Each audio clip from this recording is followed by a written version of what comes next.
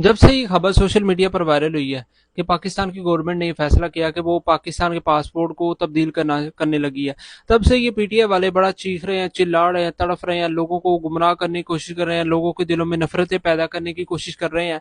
एक फितना परस्त ये लोग हैं। अब आपके इनके फितने पर फोकस करें। आप देखें कि ये किस लिहाज से आपको अच्छे लोग लगते हैं, अच्छी तहरीक लगती है इनकी।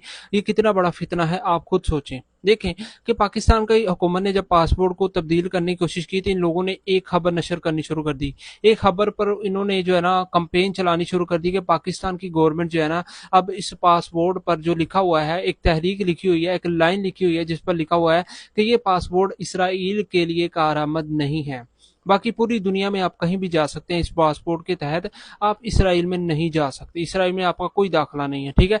अब इन लोगों ने कंपेन क्या चलाई कि जी अब इस लाइन को मिटाया जाने लगा है, अब ये पास इसराइल के भी अहल होगा। अब आप इसराइल में भी जब दिल करे वीज़ा लगाकर जा सकते हैं, अब आप इसराइल की सैर कर सकते हैं, इसराइल में घूम सकते हैं, इसराइल को देख सकते हैं, ठीक है, वगैरह वगैरह वगैरह, ठीक है।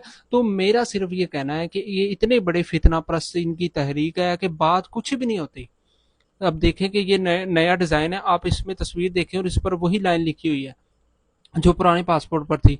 लेकिन इन लोगों ने नफरतें फैलाने की पूरी कोशिश की, लोगों को गुमराह करने की पूरी कोशिश की, लोगों के अंदर नफरत पैदा करने की पूरी कोशिश की कि यार देखो गवर्नमेंट जो है ना वो इस लाइन को ख़त्म कर रही है। अब आप खुद सोचिए कि कितना बड़ा फितना है हमारे मुल्क पाकिस्तान के लिए।